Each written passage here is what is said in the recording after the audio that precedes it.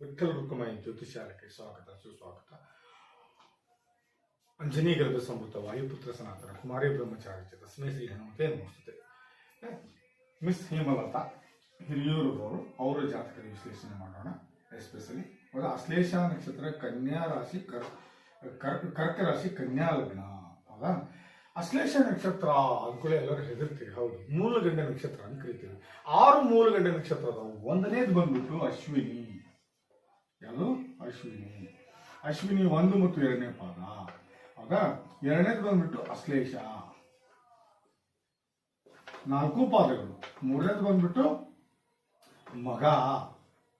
ಹೌದಾ? ಮಗ 4 ಪಾದ. 4ನೇದು ಬಂದ್ಬಿಟ್ಟು ಜ್ಯೇಷ್ಠ ನಕ್ಷತ್ರ. ಯಾವುದು? ಜ್ಯೇಷ್ಠ ನಕ್ಷತ್ರ 4 ಪಾದ. 5ನೇದು ಬಂದ್ಬಿಟ್ಟು ಮೂಲ ನಕ್ಷತ್ರ. ಮೂಲದ 1 ಮತ್ತು 2. ಓಕೆ. ಆಮೇಲೆ 6ನೇದು ಬಂದ್ಬಿಟ್ಟು ರೇವತಿ ನಕ್ಷತ್ರ.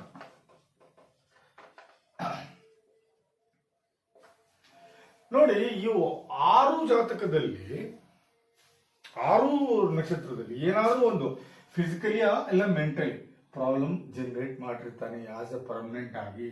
ಅಶ್ಲೇಷ ನಕ್ಷತ್ರದಲ್ಲಿ ಹುಟ್ಟಿರೋದ್ರಿಂದ ನೀವು ಪ್ರತಿ ವರ್ಷ ಏನ್ ಮಾಡಬೇಕು ಅಂದ್ರೆ ಕುಕ್ಕೆ ಸುಬ್ರಹ್ಮಣ್ಯದಲ್ಲಿ ಅಶ್ಲೇಷ ಬಲಿ ಕೊಡಬೇಕು.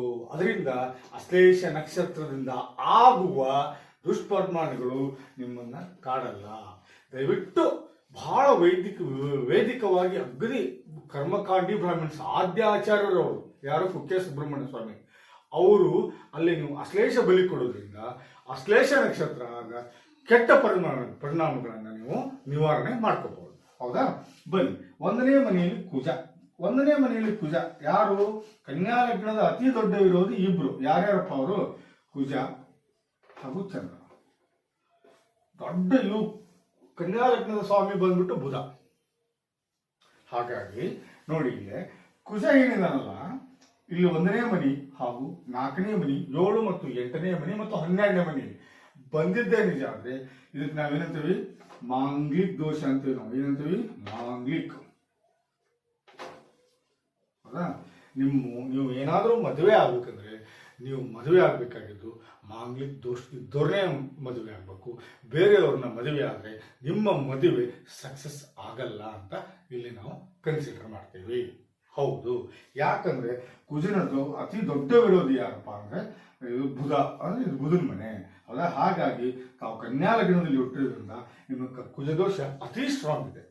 ಹೌದು, ವಿಪರೀತ ಸ್ಟ್ರಾಂಗ್ ಇದೆ. ನೀವು ದಯವಿಟ್ಟು ಕುಜ ಶಾಂತಿ ಮಾಡ್ಕೊಳ್ಳೇಬೇಕು. ಮಾಡ್ಕೊಳ್ಳಿಲ್ಲ ಅಂದ್ರೆ ಇಂಪಾಸಿಬಲ್. ಮ್ಯಾರೇಜ್ ಆಗೋದು ಕಷ್ಟ, ಆದ್ಮೇಲೆ ಅದನ್ನ ನಿಲ್ಲಿಸೋದು ಕಷ್ಟ. ಹೌದಾ? ಏನಾದ್ರೂ ಒಂದು ತೊಂದರೆ ಬಂದೇ ಬರುತ್ತೆ. ಅದಕ್ಕೆ ದಯವಿಟ್ಟು ತಾವು ಕುಜ ಶಾಂತಿ ಮಾಡ್ಕೊಳ್ಳಿ. 5ನೇ ಮನೆಯಲ್ಲಿ ಗುರು ನೀಚನಾಗಿದ್ದಾನೆ. ಏನಾಗಿದ್ದಾನೆ? ನೀಚನಾಗಿದ್ದಾನೆ. ಹಾಗಾಗಿ ನೋಡಿ, ಇಲ್ಲಿ ಕುಜ ಬಂದು 14% ಇದ್ದಾನೆ. ಸ್ಟ್ರಾಂಗ್ ಅಂದ್ರೆ ವಿಪರೀತ ಸ್ಟ್ರಾಂಗ್ ಇದ್ದಾರೆ. ಹಾಗಾಗಿ ತಾವು ದಯವಿಟ್ಟು ನೀವು ಕುಜನ ಶಾಂತಿ ಮಾಡಿಸ್ಲೇಬೇಕಾಗುತ್ತೆ. ಗುರು ಇಲ್ಲಿ 26 ಡಿಗ್ರಿ ಇದ್ದಾನೆ, ನೀಚನಾಗಿದ್ದಾನೆ.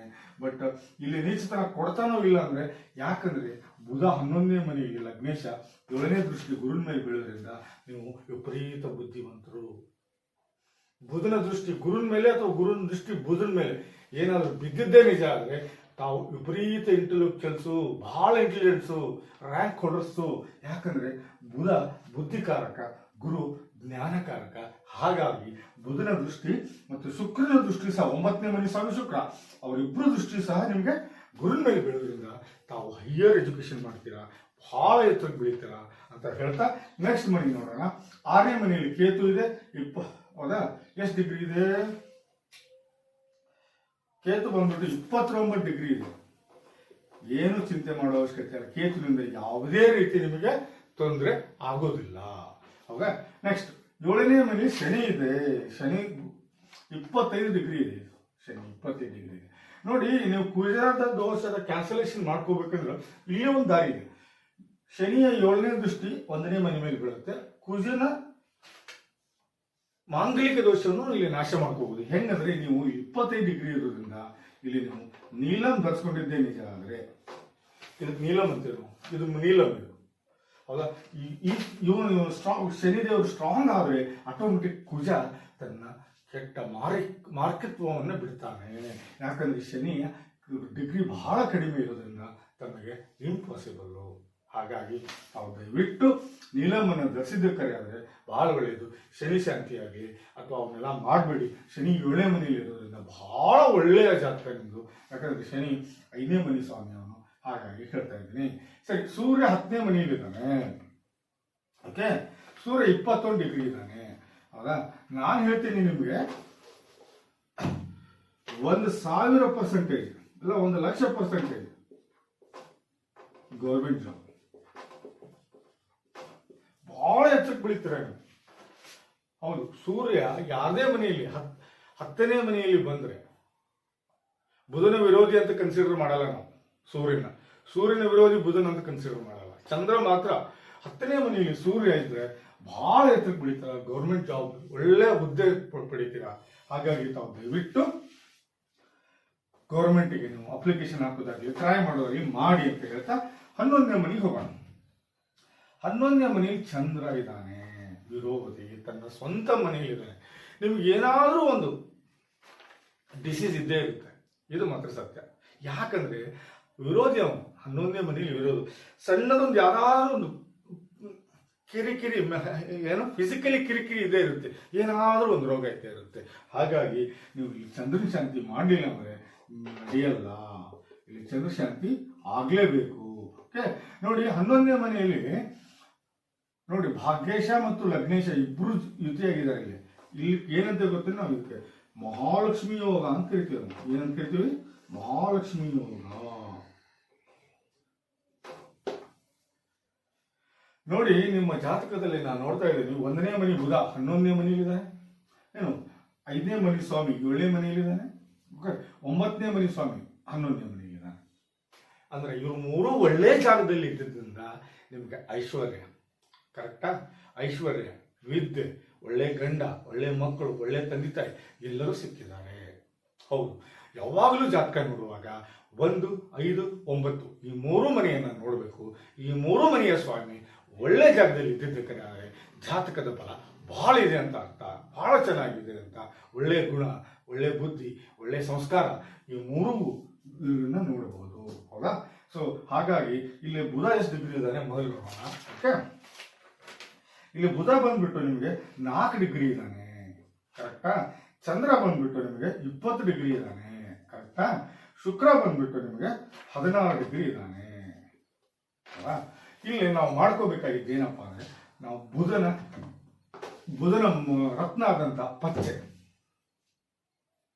ನೋಡಿ, ಇದು ನೀಲಮು ಶನಿಯ ರತ್ನ, ಇದು ಪಚ್ಚೆ ಬುಧನ ರತ್ನ. ಇವೆರಡೂ ನೀವು ಧರಿಸಿದ್ದಕ್ಕರೆ ಆದ್ರೆ ನೀವು ಮನಸ್ಸಿನಲ್ಲಿ ಏನು ಅನ್ಕೊಳ್ತೀರಾ ಅವೆಲ್ಲವೂ ಸಕ್ಸಸ್ ಆಗುತ್ತೆ. ಪಚ್ಚೆ ನೀವು ಹಾಕೊಳ್ಳೇಬೇಕಾಗುತ್ತೆ. ಪಚ್ಚೆ ಹಾಕೊಳ್ಳಿಲ್ಲ ಅಂದ್ರೆ ನಿಮ್ಗೆ ಬುಧನಿಂದ ಲಾಭ ಕಡಿಮೆ ಆಗುತ್ತೆ. ಲಗ್ನೇಶನಿಂದ ದಯವಿಟ್ಟು ಮಾಡಿ ಏನ್ ಮಾಡ್ಬೇಕು, ಪಚ್ಚೆ ಹಾಕೊಳ್ಳಿ. ಹೌದಾ ಅಂತ ಹೇಳ್ತಾ ಈಗ ಓವರಾಲ್ ನಾನು ನಿಮ್ಗೆ ಏನೇನ್ ಮಾಡಬೇಕು ಏನೇನ್ ಮಾಡಬಾರ್ದು ಅಂತ ಹೇಳ್ತೇನೆ. ನೋಡಿ, ನೀವು ಅಶ್ಲೇಷ ನಕ್ಷತ್ರ ಆಗಿದ್ರಿಂದ ಪ್ರತಿ ವರ್ಷ ಅಶ್ಲೇಷ ನಕ್ಷತ್ರದ ಪೂಜೆ ಮಾಡಿಸಿ, ಬಲಿ ಕೊಡಿ. ಎಲ್ಲೇ?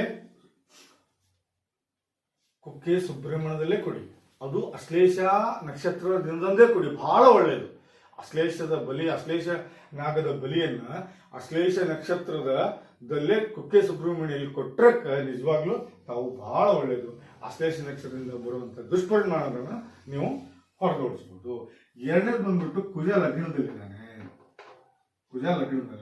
ಕುಜ ಶಾಂತಿ ಮಾಡಿಸ್ಲೇಬೇಕು. ಮಾಂಗಲಿಕ ದೋಷವನ್ನು ನೀವು ನಿವಾರಣೆ ಮಾಡ್ಕೋಬೇಕು, ಇಲ್ಲಾಂದ್ರೆ ಬಹಳ ಕಷ್ಟ ಆಗುತ್ತೆ. ಹೌದಾ? ಮೂರನೇದು ಬಂದ್ಬಿಟ್ಟು ಶನಿ ಬಹಳ ವೀಕ್ ಇದ್ದಾನೆ, 25 ಡಿಗ್ರಿ ಇದ್ದಾನೆ. ಅವನು ನೀಲಂ ಹಾಕೊಳ್ಳೇಬೇಕು. ಆಮೇಲೆ ಬುಧ ಏನಿದ್ದಾನೆ ಅವನು ವೀಕ್ ಇದ್ದಾನೆ, ಅವನ ಪಚ್ಚೆದಂತ ಪಚ್ಚೆ ಹಾಕೊಳ್ಳೇಬೇಕು. ಹೌದಾ? ಇಷ್ಟಂಕರು ನೀವು ಪ್ರತಿ ವರ್ಷ ಅಂಕರು ಮಾಡಲೇಬೇಕು. ಅಶ್ಲೇಷ ಕುಲಿ ಶಾಂತಿ ಒಮ್ಮೆ ಮಾಡಿಸ್ಕೊಂಬಿಡಿ. ಆಮೇಲೆ ಇನ್ನೊಂದು 5ನೇದು ಚಂದ್ರ ಶಾಂತಿ ಆಗಲೇಬೇಕು ನಿಮಗೆ. ಯಾಕಂದ್ರೆ ಚಂದ್ರ 11ನೇ ಮನೆ ಬಂದು ಕೂತಿರೋದ್ರಿಂದ ನಿಮ್ಮ ಮೆಂಟಲಿನೂ ಸಹ ಕನ್ಫ್ಯೂಷನ್ ಮಾಡಿರ್ತಾನೆ. ಚಂದ್ರ ಅಂದ್ರೆ ಮನಸ್ಕಾರಕ, ಇಲ್ಲಾಂದ್ರೆ ನಿಮ್ಗೆ ಏಳಿಗೆ ಮಾಡಕ್ ಬಿಡಲ್ಲ. ಫಿಸಿಕಲಿ ನಿಮ್ಗೆ ಕುಗ್ಗಿಸ್ತಾನೆ. ಅನ್ನೆಸೆಸರಿ ಕೆಟ್ಟ ವಿಚಾರ ಅಥವಾ ಬೇಡವಾದ ವಿಚಾರಗಳನ್ನು ತಲೆಯಲ್ಲಿ ಹೋಗಿಸ್ತಾನೆ. ದಯವಿಟ್ಟು ತಾವು ಚಂದ್ರ ಶಾಂತಿಯೊಮ್ಮೆ ಮಾಡಿಸ್ಕೊಂಡ್ಬಿಟ್ರೆ ಇದು ಬಹಳ ಒಳ್ಳೆಯದಾಗುತ್ತೆ.